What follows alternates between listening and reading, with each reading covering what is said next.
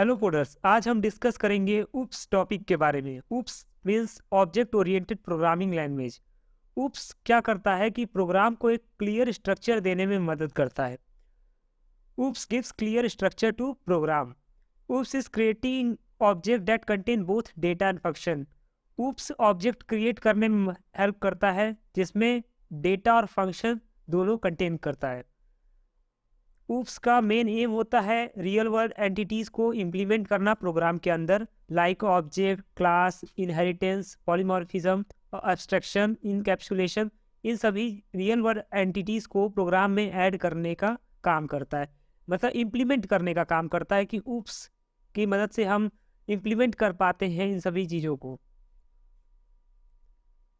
First हम देखेंगे object क्या होता है। ऑब्जेक्ट एक प्राइमरी यूनिट होता है UPS का, ठीक है। It represent a collection of number of entities. ये रिप्रेजेंट करता है collection of number of entities को। A number of entities collections represent करने में मदद करता है। Objects are real world representation in a code. Object एक रियल वर्ल्ड का रिप्रेजेंटेशन करते हैं कोड के अंदर, जो कंटेन करता है कुछ प्रॉपर्टीज लाइक नेम, कलर और साइज। ऑब्जेक्ट का मतलब ही होता है कि वो कोई प्रॉपर्टीज के साथ हो, जैसे उसका कोई नाम हो, कोई कलर हो या कोई साइज हो। जैसे मैंने यहाँ दो एग्जांपल लिया है, एक लिया है फ्रूट का और एक दूसरा लिया है कार का। फ्रूट जैसे मान लो कोई भी फ्रूट हो, चाहे वो एप्पल हो, मैंगो हो, बनाना हो, वो सभी एक ऑब्जेक्ट है जिसमें कोई ना कोई प्रॉपर्टीज है। जैसे कोई नाम होगा, या तो कोई कलर होगा, जैसे एप्पल का कलर रेड होगा, और कोई साइज होगा और या वॉल्यूम होगा, उसका कोई वजन होगा। और उसी तरह एग्जाम्पल है कार का भी। कार जैसे है, कार जो है उसमें क्या कहते हैं, जैसे कोई भी कार ले लो, उन सभी कार में 4 चक्के होंगे, सभी कार में स्टीयरिंग्स होंगी, सभी कार में कार का इंजन होगा। तो ये जो चीज़ें हैं ये प्रॉपर्टीज़ हैं जो सिमिलर है, सिमिलर प्रॉपर्टीज़ है। तो ये फॉर्म करता है क्लास, जो अभी मैं आगे बताऊंगा। जो ये प्रॉपर्टीज है, चाहे वो कोई भी प्रॉपर्टीज हो सकती है, चाहे वो कलर हो सकता है, चाहे वो ब्रांड हो सकता है, चाहे वो मॉडल हो सकता है, चाहे देखो एनी कार, मतलब वो कोई भी कार हो सकती है। अब आ जाते हैं क्लास के ऊपर। क्लास क्या होता है? Class is a collection of similar type of object. Class एक कलेक्शन होता है सिमिलर टाइप ऑफ ऑब्जेक्ट का। सिमिलर टाइप ऑफ ऑब्जेक्ट का मतलब क्या है यहाँ पर, कि जो ऑब्जेक्ट की प्रॉपर्टीज है, जैसे मैंने आपको बताया कि जो फ्रूट है, जैसे एप्पल हुआ, बनाना हुआ, या कोई भी चीज़ हो, सबकी प्रॉपर्टीज है कि ये सब चीज़ें बिना पकाए खाई जाती है, पहली प्रॉपर्टी है। दूसरा कि इन सब का कोई ना कोई नाम है। तीसरा कि इन सब का कोई कोई कलर है, जैसे कोई रेड होगा, कोई ऑरेंज होगा, कोई येलो होगा। तो ये जो प्रॉपर्टीज है ना, ये एक सिमिलरिटी फॉर्म कर रही है। क्या? कि ये सभी सिमिलरिटी ये फॉर्म कर रही है कि ये फ्रूट का है। ये कोई ये जो है, ये चीज, जितनी भी चीजें प्रॉपर्टीज है, ये फ्रूट के अंदर होती है। तो जो इसका क्लास है वो फ्रूट होगा।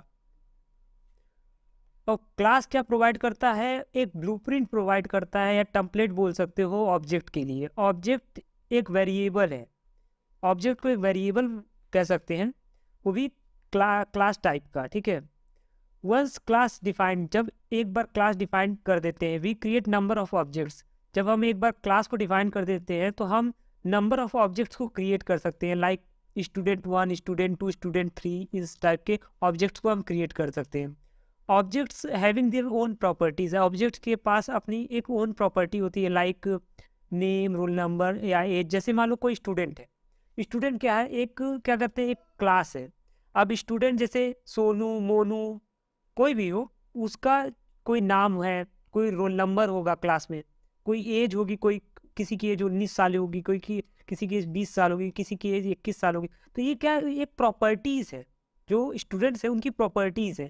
तो ये जो प्रॉपर्टीज है ये ऑब्जेक्ट्स के अंदर आ जाती हैं। और जो क्लास है, जो सिमिलर टाइप्स ऑफ ऑब्जेक्ट्स होते हैं उनका कलेक्शन को ही क्लास कहते हैं। तो आप इतना समझो कि जो क्लास है वो एक टाइप है, जो सिमिलर टाइप्स हैं। ऑब्जेक्ट जो है वो वेरिएबल्स है। वेरिएबल्स की मतलब, जैसे अभी मैं एक नीचे एग्जांपल देकर बता रहा हूँ कि जैसे मान लीजिए क्लास, जैसे मान लीजिए कार।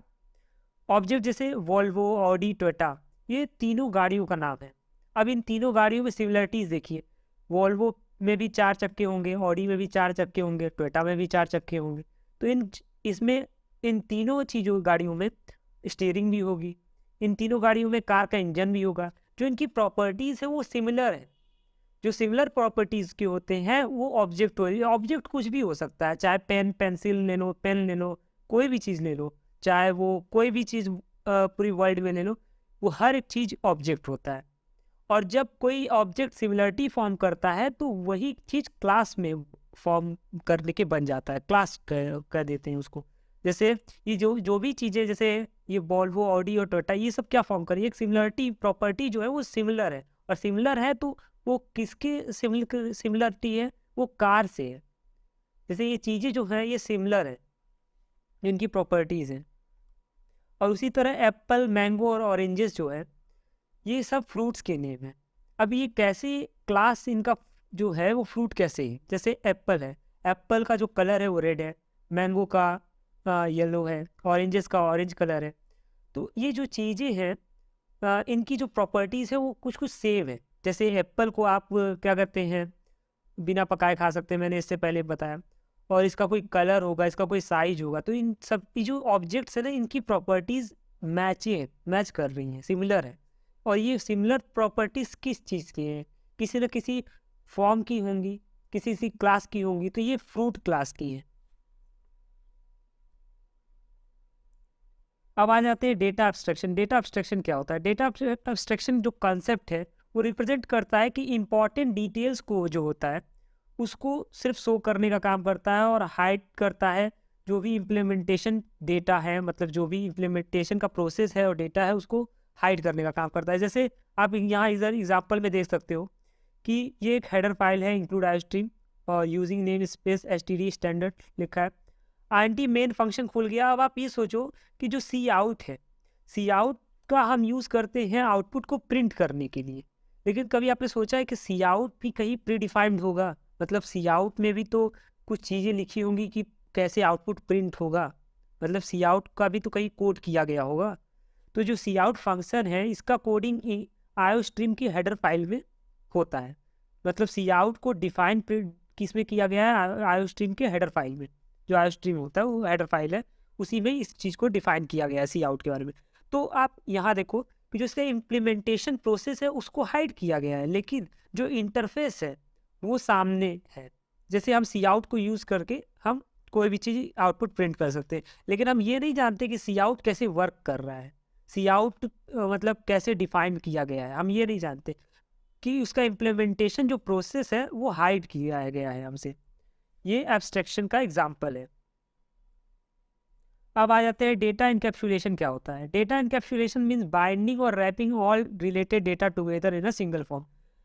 मतलब जोड़ने का और लपेटने का काम करता है डेटा को, जो भी रिलेटेड डेटा होते हैं उनको, पर वो भी एक सिंगल फॉर्म में जोड़ने का काम करता है। अब सिंगल फॉर्म में बाइंड करने का क्या मतलब है? जैसे एक एग्जांपल लेकर मैं बताता हूँ कि जैसे कोई कार है, उसका इंजन हो या कूलिंग हो या बैटरी हो, जो भी चीज़ें हैं, या ब्रेकिंग है, क्लचिंग सिस्टम है, जो भी है, वो कार के आगे वाले हिस्से में होती है। और एमिशन सिस्टम जो होता है वो कार के आखिरी साइड होती है, एंड ऑफ द कार होती है। अब आप ये सोचिए, अगर कार में कोई भी प्रॉब्लम आ जाती है तो अब मैकेनिक्स को अगर पता रहेगा कि कार के किस हिस्से में प्रॉब्लम है तो वो उसको जल्दी से जल्दी फिक्स कर पाएगा। और अगर मैकेनिक को पता ही ना हो कि वो जो, अगर मान लीजिए इंजन में कोई खराबी है, तो अब अगर मैकेनिक को पता ही ना हो कि इंजन कहाँ होता है, तो वो तो पूरी गाड़ी खोल कर रख देगा कि कहाँ उसको ठीक करना है, वो उस जगह को ढूंढेगा कि कहाँ पर इंजन सेट है। उसी तरह जो कोडर होते हैं वो ग्रुप बनाते हैं और इनकैप्सुलेट करते हैं रिलेटेड डेटा को प्रोग्राम के अंदर, जिससे वो इजीली फाइंड कर सकें उस एरिया को जहाँ पर उन्होंने वो प्रोग्राम को डाला एक साथ, जिससे वो क्या कहते हैं उस प्रोग्राम में कोई चेंजेस कर सकें या कोई प्रॉब्लम हो तो उसको फिक्स कर सकें उस जगह पे। इसीलिए पॉलीमॉर्फिज्म का मतलब क्या होता है? पॉलीमॉर्फिज्म का मतलब होता है having multiple existence form in the program. जब किसी चीज़ की मल्टीपल एग्जिस्टेंस होती है प्रोग्राम के अंदर, उन्हें हम पॉलीमॉर्फिज्म कहते हैं। पॉलीमॉर्फिज्म का एक और पॉइंट है, अ सिंपल कोड में behave differently in different situation. जो एक सिंपल कोड होता है वो डिफरेंट टाइम में डिफरेंट तरीके से बिहेव करता है। जैसे आप मान लीजिए पॉलीमॉर्फिज्म का एक मैं रियल लाइफ एग्जांपल लेता हूँ। जैसे आप हैं, आप किसी के भाई होंगे या किसी की बहन होंगी, तो या तो आप किसी के नज़र में स्टूडेंट भी होंगे या किसी की नज़र में आप एक एम्प्लॉय भी होंगे। तो ये जो आपका आइडेंटिटी है ये औरों के लिए, हर लोगों के लिए अलग-अलग है, हर लोगों की नज़रों में अलग-अलग है। तो ये आपकी आइडेंटिटी जो है वो मल्टीपल है। हर लोगों के लिए आपकी आइडेंटिटी जो है वो मल्टीपल है। इसी को पॉलीमॉर्फिज्म भी कहते हैं। अभी मैं प्रोग्राम की हेल्प से बताऊंगा ये सब जो भी चीज़ें पॉलीमॉर्फिज्म या डेटा एनकैप्सुलेशन की कैसे प्रोग्राम में इम्प्लीमेंट होता है। अब आ जाता है इनहेरिटेंस। इनहेरिटेंस क्या होता है? इनहेरिटेंस का मतलब है when one object acquire all the properties and behaviour of parents object. जब कोई ऑब्जेक्ट होता है वो पेरेंट्स ऑब्जेक्ट से उसकी प्रॉपर्टी एक्वायर कर लेता है, ले लेता है, या प्रॉपर्टी या बिहेवियर कुछ भी उसके पेरेंट्स ऑब्जेक्ट से एक्वायर कर लेता है, उसे इनहेरिटेंस कहते हैं। इनहेरिटेंस का मतलब यही है, समझो कि जैसे मान लो क्या कहते हैं, जैसे अगर कोई एनिमल है, एनिमल क्लास, यहाँ एक एग्जांपल भी दिया हुआ है, एनिमल क्लास है। अब यहाँ डॉग क्लास है और कैट क्लास है। अब ये एनिमल क्लास, मान लो एनिमल के क्या प्रॉपर्टीज है, जैसे वो खा सकता है, ठीक है, वो सो सकता है, वो क्या कहते हैं, उसके 4 टांग होते हैं, यही उसकी प्रॉपर्टी है। अब डॉग की जो और कैट क्लास की जो प्रॉपर्टी है ये उससे सिमिलर है, मतलब ये एनिमल क्लास से ही डेराइव्ड है कि डॉग के भी 4 टांग होंगे, कैट के भी 4 टांग होंगे, लेकिन इसके अलावा इनकी अपनी खुद की ओन प्रॉपर्टी भी होती है। जैसे आप डॉग क्लास की बात देख लो, डॉग भौंकता है और कैट म्याऊ म्याऊ करती है, तो इसका अपना खुद का भी एक प्रॉपर्टी है, खुद का भी एक बिहेवियर और प्रॉपर्टी ओन करता है। या तो वो पेरेंट क्लास के साथ तो अपनी प्रॉपर्टी एक्वायर तो कर ही लिया, जैसे डॉग के पास 4 पैर है क्योंकि वो एनिमल क्लास के अंदर है, और कैट के भी पास 4 पैर है, कैट भी खाता है, पीता है और सोता है, ठीक है, और डॉग भी खाता पीता है और सोता है। तो वो एनिमल क्लास से अपना पेरेंट्स जो क्या कहते हैं एनिमल क्लास से प्रॉपर्टीज एक्वायर किया है। क्लास के अंदर क्लास का ये मतलब है कि क्या कहते हैं, जब एक क्या कहते हैं ऑब्जेक्ट जो होता है वो एक्वायर कर लेता है पेरेंट्स ऑब्जेक्ट से प्रॉपर्टीज को, तो उसे इनहेरिटेंस कहते हैं। सिंपल सी बात है। इनहेरिटेंस 2 तरह के बांटा गया है। जैसे पहले तो सब और डेराइव्ड क्लास कहा जाता है, जिसे हम चाइल्ड क्लास भी कह सकते हैं। Class that inherits property from another class, जो प्रॉपर्टी एक्वायर करता है वो ड्राइव्ड या सब क्लास कहते हैं। और जो प्रॉपर्टी दे रहा है, जैसे जिस मतलब उस सुपर क्लास और बेस क्लास कहा जाता है, जो जिससे वो प्रॉपर्टी एक्वायर कर रहा है उसे सुपर और बेस क्लास कहा जाता है। मतलब पेरेंट्स क्लास बोल सकते हैं उसको। पेरेंट्स क्लास को सुपर और बेस क्लास कहते हैं और चाइल्ड को सब और ड्राइव्ड क्लास कहते हैं, ड्राइव्ड क्लास जो भी है। अब हम आ जाते हैं कि इसके क्या कहते हैं प्रोग्रामिंग पार्ट पे, कि जैसे ऑब्जेक्ट और क्लास का कैसे इम्प्लीमेंट कर सकेंगे हम प्रोग्रामिंग में।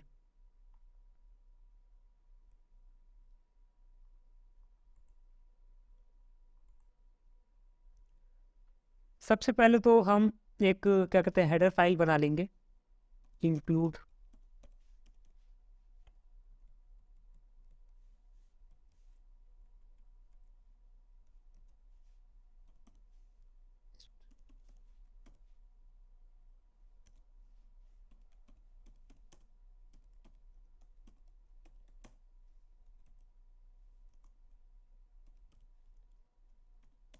पहले मैं आपको बताऊंगा कि क्लास और क्या कहते हैं ऑब्जेक्ट कैसे इम्प्लीमेंट होते हैं प्रोग्राम में। तो सबसे पहले हम बनाएंगे क्लास को, एक क्लास बना लेंगे, लाइक स्टूडेंट नाम का कोई क्लास बना लेते हैं, ठीक है। अब क्या कहते हैं, अब हम इसमें एक पब्लिक नाम का एक स्पेसिफायर बना देंगे। पब्लिक क्या है, मतलब जो क्लास होते हैं वो 3 तरह से एक्सेस स्पेसिफायर लगाए जाते हैं। एक होता है पब्लिक, एक दूसरा होता है प्रोटेक्टेड, और होता है प्राइवेट। अब मैं बता पब्लिक को यूज़ कर रहा हूँ यहाँ पर। फिर हम वेरिएबल्स को डिफाइन कर देंगे, जैसे इंटीजर आईडी और स्ट्रिंग नेम का नाम पर बना लेंगे।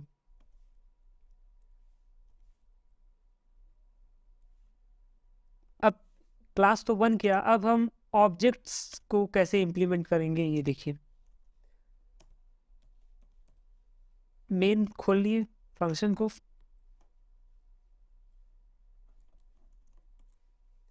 अब हमें एक जो हमारा क्लास है उसको हम टाइप करेंगे। फिर हम एक ऑब्जेक्ट क्रिएट करेंगे, जैसे स्टूडेंट में S1 नाम का एक ऑब्जेक्ट क्रिएट कर लेते हैं।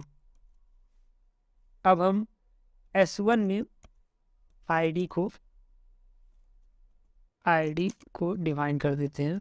जैसे आईडी में वैल्यू डाल देते हैं लाइक 201।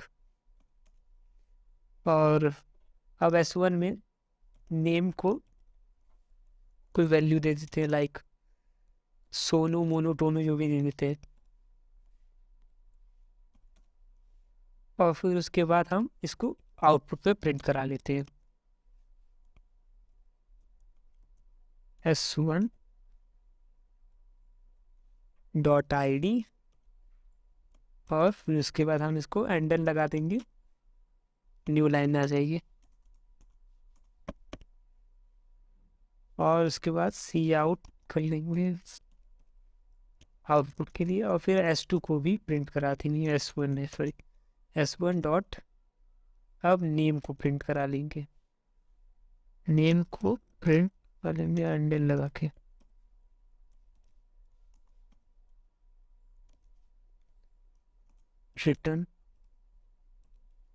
रिटर्न लगाओ या ना लगाओ ये मैं कंपलसरी नहीं होता है।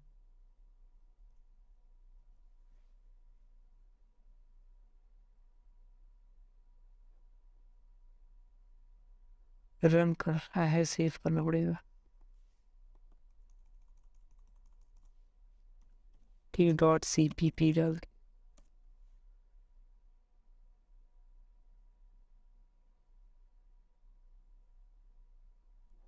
रन कर रहा है बस।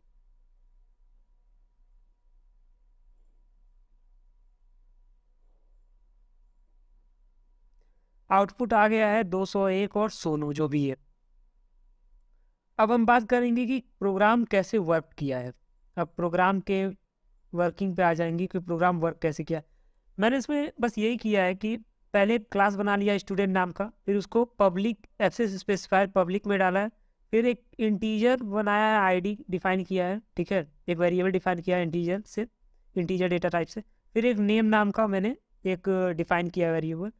फिर मैंने आईडी मेन फंक्शन खोला है जिसमें मैंने स्टूडेंट जो मैंने क्लास बनाया था उसमें एक ऑब्जेक्ट क्रिएट किया है, S1 नाम से एक ऑब्जेक्ट क्रिएट किया। फिर S1 में मैंने आईडी को जो वेरिएबल मैंने यहाँ बनाया था उसे यहाँ डाला है। और फिर मैंने यहाँ पर 201 उसमें वैल्यू डाल दी है। फिर नेम में मैंने सोनू डाल दिया और फिर मैंने ये दोनों चीज़ें प्रिंट करा ली हैं। इस तरह से हम क्लास और क्या कहते हैं ऑब्जेक्ट्स को इम्प्लीमेंट करते हैं प्रोग्राम के अंदर। अब देखते हैं कि इनकैप्सुलेशन को कैसे इम्प्लीमेंट करना है प्रोग्राम के अंदर। सबसे पहले तो हम एक क्लास बना लेंगे।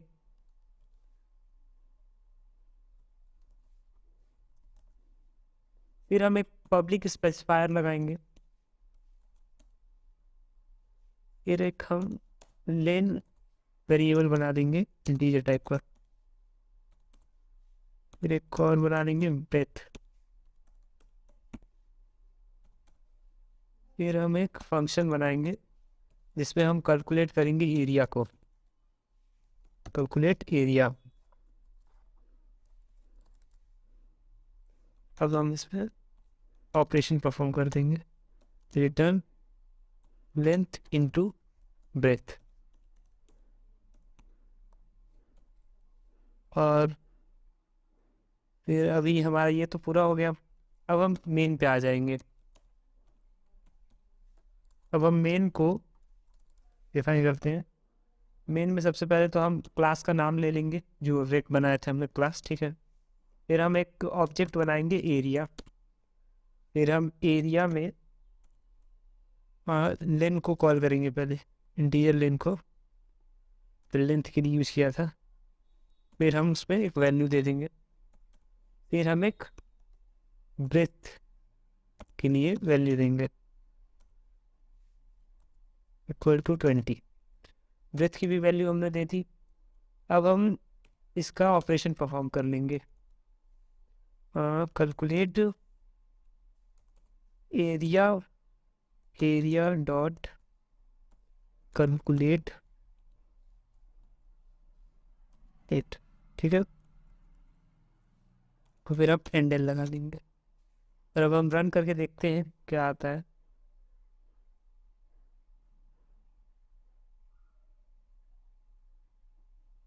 प्रोसेस हो रहा है,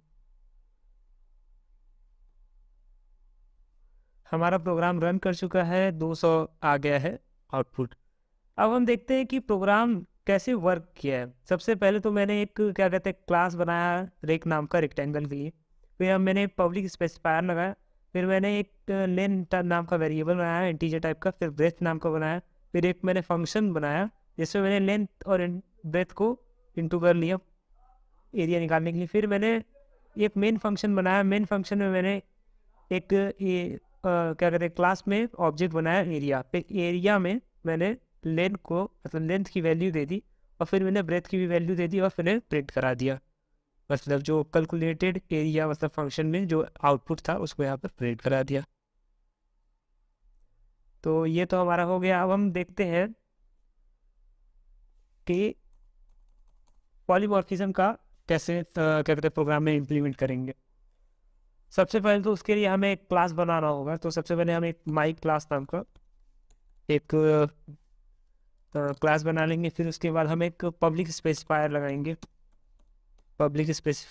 और फिर हम एक फंक्शन बनाएंगे वॉइड का, वॉइड माई फन करके एक फंक्शन बना लेते हैं। बना लिए, फिर हमने एक उसमें ए नाम का वेरिएबल को इंटीजर टाइप में ले लिया और फिर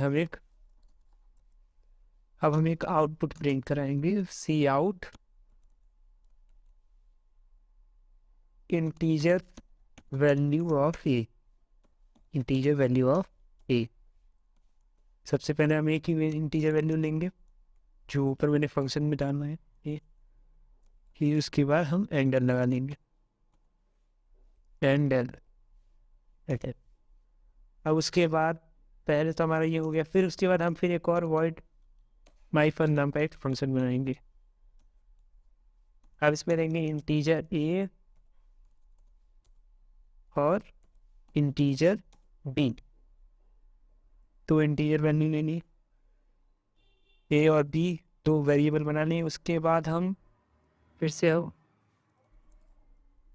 कर्ली ब्रेसेस खोलेंगे, फिर उसके बाद हमें सी आउट का टाइप यूज़ करेंगे इंटीजर। सबसे अच्छा हम यहाँ से कॉपी कर लेते हैं जो भी यहाँ चीज़ें लिखी हुई है, कॉपी करते हैं और यहाँ पेस्ट कर देते हैं। और फिर सेम चीज़ हम इसको एक बार और कॉपी कर लेते हैं, पेस्ट, सॉरी पेस्ट पे क्लिक हो गया, चला जाता हूँ। इसको एक बार और कॉपी कर लेते हैं, कॉपी, हम यहाँ पेस्ट कर देते हैं इसको और यहाँ पर डाल देते हैं वैल्यू बी, इसकी वैल्यू डाल देते हैं बी,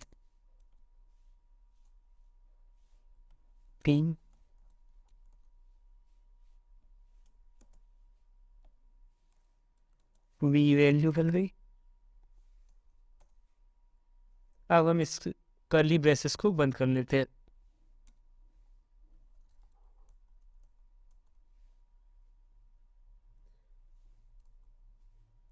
अब हम मेन पे आ जाएंगे, इंटीजर मेन। अब मेन में हम एक माई क्लास नाम पे जो हम बनाए थे क्लास को लिखेंगे, नहीं क्लास का नाम लिखेंगे। फिर हम एक CL1 नाम का एक ऑब्जेक्ट बना लेंगे। फिर हम एक ऑब्जेक्ट बनाने के बाद अब हम CL1 में जो माई फन नाम का ऊपर हमने फंक्शन बनाया था उसको हम यहाँ टाइप करेंगे माई फन, और फिर उसके बाद हम उसमें वैल्यू देंगे लाइक 6 दे देते हैं। और फिर उसके बाद हम फिर CL1 नाम का एक वो ऑब्जेक्ट जो बनाया था उसको टाइप करेंगे और फिर हम एक दूसरे वाले माई फन जो इंटीजर ए और बी था उसको हम डाल देंगे। फिर हम उसमें एक वैल्यू देंगे लाइक 8 और 3 दे देते हैं। और इसको अब रन करके देखते हैं रन होता है कि नहीं। तो देखिए इसका भी वैल्यू आ गया है, इंटीजर वैल्यू 6, 8 और 3। अब देखते हैं ये प्रोग्राम वर्क कैसे किया है। सबसे पहले तो मैंने एक क्लास बनाया है माई क्लास नाम का, फिर मैंने एक पब्लिक स्पेसिफायर यूज़ किया है, फिर एक वॉइड फन माई फन नाम का एक फंक्शन बनाया जिसमें मैंने एक इंटीजर लिया, फिर मैंने माई फन नाम का एक और फंक्शन बनाया जिसमें 2 इंटीजर लिया। अब उसके बाद मैंने सी आउट को यहाँ पर क्या कहते हैं प्रिंट आउट के लिए यूज़ किया है, और यहाँ पर फिर मैंने इन दोनों फंक्शन को यहाँ पर कॉल किया है प्रिंट कराने के लिए। तो आप यहाँ देख रहे होंगे कि पॉलीमॉर्फिज्म का क्या मतलब है कि एक ही क्या कहते हैं किसी भी चीज़ की मल्टीपल एग्जिस्टेंस हो। जैसे माई फन नाम का जो फंक्शन है वो एक इंटीजर वैल्यू ए को भी ले रहा है, तो कहीं वो इंटीजर वैल्यू ए और बी दोनों को ले रहा है। तो सिंपल सा यही प्रोग्राम है पॉलीमॉर्फिज्म का। अब आ जाते हैं इनहेरिटेंस के ऊपर प्रोग्राम करने के लिए। तो सबसे पहले मैं एक क्लास बनाऊंगा एनिमल नाम का, एनिमल नाम का एक क्लास बना लूँगा। फिर मैं उसमें एक पब्लिक स्पेसिफायर लूँगा और उसके बाद एक वॉइड बनाऊंगा ईच नाम का, ईच नाम का एक फंक्शन बना लूँगा। फिर इसमें मैं प्रिंट करा लेता हूँ सी आउट आई कैन ईट, और फिर मैं सैंडल लगा के न्यू लाइन में कर देते हैं। फिर मैं एक और फंक्शन बना दूंगा वॉइड नाम का, वॉइड स्लीप, स्लीप नाम से फंक्शन रहेगा। फिर सी आउट से प्रिंट करा लेंगे आई कैन स्लीप, फिर मैं एंड लगा लूँगा। तो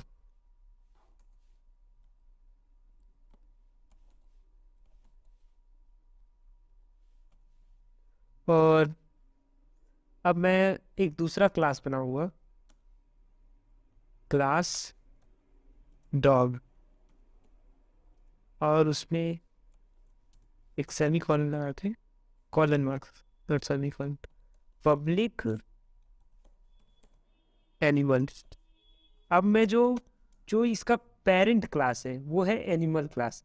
अब पेरेंट क्लास का जो नेम है उसे पब्लिक और क्लास का नाम डाल देंगे, यहाँ एनिमल डाल दिया। फिर मैंने पब्लिक स्पेसिफायर इसमें भी यूज करना है फिर, और अब वॉइड तरह की एक फंक्शन बनाना है बार्ग, और फिर मैं इसमें भी एक प्रिंट करने के लिए लाइन लिख देता हूँ आउटपुट के लिए, सी आउट आई कैन बार्क, ये हैंडल से प्रिंट कर देते हैं। अब आ जाते हैं मेन फंक्शन पे। ये सब तो हो गया पेरेंट क्लास और क्या कहते हैं बेस क्लास की बात, डिराइव्ड क्लास की बात हो गई, मतलब जो चाइल्ड क्लास है।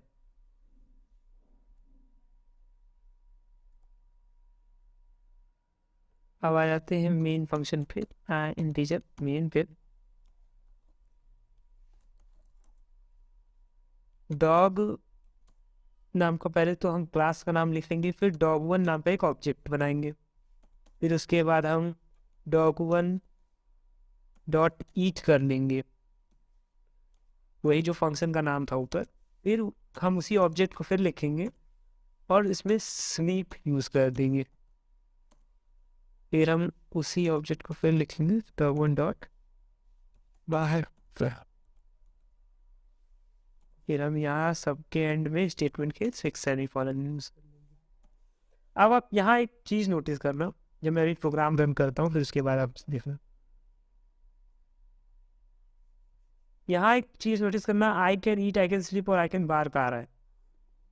पर अब आप ये सोचो कि ये जो ईट और स्लीप फंक्शन था ये तो एनिमल क्लास के अंदर लिखा हुआ था, तो ये एनिमल क्लास के अंदर लिखा हुआ था, तो ये डॉग क्लास के ऑब्जेक्टिव से कैसे प्रिंट हो गया साथ में? इसका सबसे बड़ा रीज़न ये है कि जो पेरेंट्स क्लास था वो चाइल्ड क्लास में क्या कहते हैं चाइल्ड क्लास ने एक्वायर कर लिया। पेरेंट क्लास की जो क्या कहते हैं प्रॉपर्टीज़ थी उसने चाइल्ड क्लास ने एक्वायर कर ली। सिंपल सा। अब आपको सभी प्रोग्राम समझ में आ गए होंगे, इनहेरिटेंस के, पॉलीमॉर्फिज्म के और इनकैप्सुलेशन के भी। और एब्स्ट्रैक्शन का तो मैंने एग्जांपल बताया ही था नोट्स के अंदर।